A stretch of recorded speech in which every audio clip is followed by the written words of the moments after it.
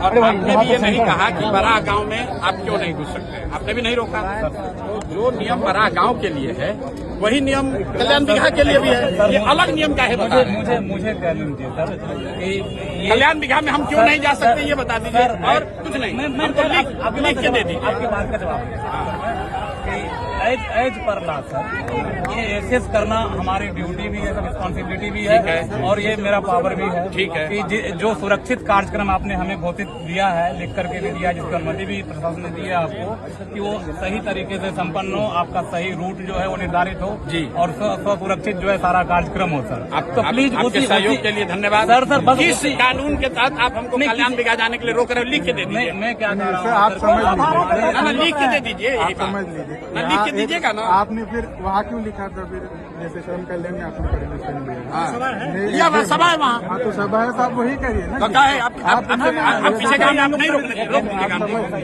आप रोक दीजिएगा सर। मेरी बात आप हमको रोक दीजिएगा, आप भी एसडीएम है, तो आप यहाँ हमको गाँव में हमको आने के लिए आपसे परमिशन लेना पड़ेगा। आपने कहा नहीं, आप एसडीएम हो तो आप परमिशन तो लॉ एंड ऑर्डर होगा तो आप कौन जिम्मेदार है? अरे आप लॉ एंड ऑर्डर के यहाँ पुरोधा बन रहे हैं, हम पिछले गांव में गए थे, लॉ एंड ऑर्डर नहीं हुआ, तो उसका भी आपने सूचना नहीं दिया, दिया। आ ही रहे थे, आप वहाँ क्यों नहीं पकड़े, वहाँ क्यों नहीं रोके? आपके जिला अध्यक्ष से अरे सुनिए, ये सुनिए नहीं रुकिए, बताइए अभी आप ज्यादा सुनिए, मुख्यमंत्री के जिला में एसडीएम हो गए हैं तो राजनेता मत बनिए, बन रहे हैं, मैं सुन रहा हूँ आपके बारे में। आप किस अधिकार के तहत हमको किसी गांव में जाने के लिए रोकना है वो लिख के दे दीजिए, लिख के दीजिए, आपका परमिशन लिख के दीजिए। राष्ट्रपति शासन है क्या? गाँव में जाने के लिए परमिशन हो, गाँव में जाने के लिए गाँव में नहीं जा सकते हैं। आप मालिक हो, दिखाइए कंप्लेन। अरे भाई पूछ लीजिए, नहीं दिखाइए कंप्लेन, दिखाओ कंप्लेन, बिल्कुल मैं आपसे बहुत इज्जत से बात कर रहा हूँ, दिखाइए कंप्लेन।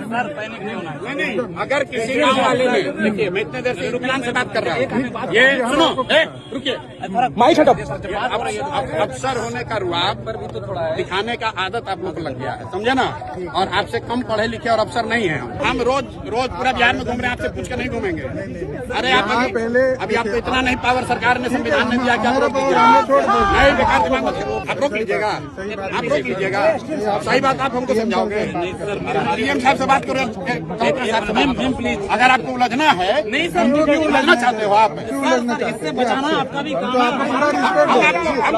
आपको दिक्कत ना हो जाए इसलिए। अरे हमारी दिक्कत है, चिंता मत करो, आप लिख के दे दीजिए, हम चले जाएंगे। तो जो मांग रहे हैं वही कीजिए ना, लिख के दीजिए, कहाँ चीज कर लिख रहे के हैं दीजिए, हम लोग लिख के दीजिए, तो कर रहे हैं, अकेले भी हम चल जाएंगे। काम नहीं करे क्या?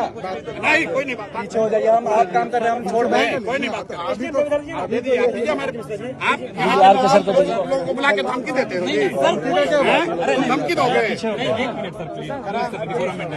नहीं मतलब एसडीएम है, आप लोगों को बुला के पॉलिटिशियन बनना चाहते हैं भैया, आप लोगों को बुला के धमकी दे रहे हो।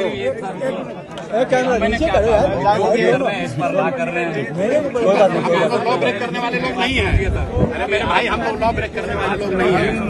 सर ये बताइए, हमको रोकना होता था हम बिहार शरीफ में रोक देंगे, आपके रोकने से रुकेगा? नहीं तो हम बोल रहे हैं ना, आपके रोकने से रुकेगा? तो बड़े नेता है ना, सीधे पॉलिटिशियन यहाँ पे हम बिहार के साधारण लड़के हैं, और आप कभी प्रशासन में आए हो कि प्रशासन को चलाया? विधान से रहो, विधान से रहो,